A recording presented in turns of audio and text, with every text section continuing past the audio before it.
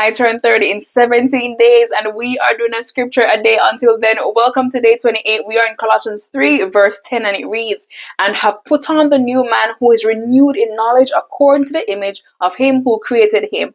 To understand this verse, we have to combine it with the previous verse, verse 9, and it says, "Do not lie to one another, since you have put off the old man with his deeds, and have put on the new man, who is renewed in knowledge according to the image of him who created him." Here we are again with this put on the new man thing. Because remember, you've been transformed. So it says you have put off the old self and you are putting on a new man through a renewal process. The Greek word for renewed here is anakenomenon, and it is the present passive participle tense, signifying a continuous ongoing process of renewal. It emphasizes that the new self is not just a one-time change, but it is constantly happening every day, shaping you in knowledge after the image of God. But why the image of God? Why not just a better you?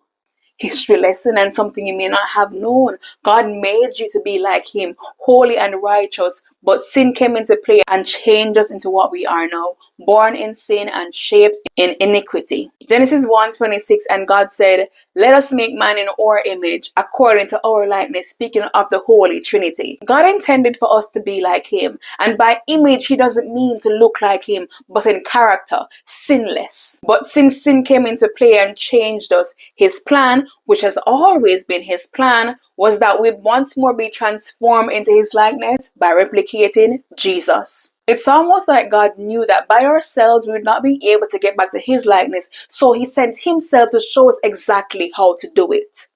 The phrase "in knowledge" further clarifies the nature of the renewal, linking it to a deeper understanding and a recognition of God and his will. Because it's not just about feeling loved and feeling saved, it's about knowing the one who loves you and the one who saves you. Because we're taught so many things from the day we were born, our heads are filled with knowledge, and you see, knowledge is what determines how we operate. So for us to be renewed when we come to Christ, we must also be renewed in our knowledge. We have to unlearn to learn. We have to be taught his way, which is a very different way from the sinful way that we were born into. The way that was intended from day one by the one who created us. You see, though we were born spiritually messed up, God knows how to renew us. So let him renew you.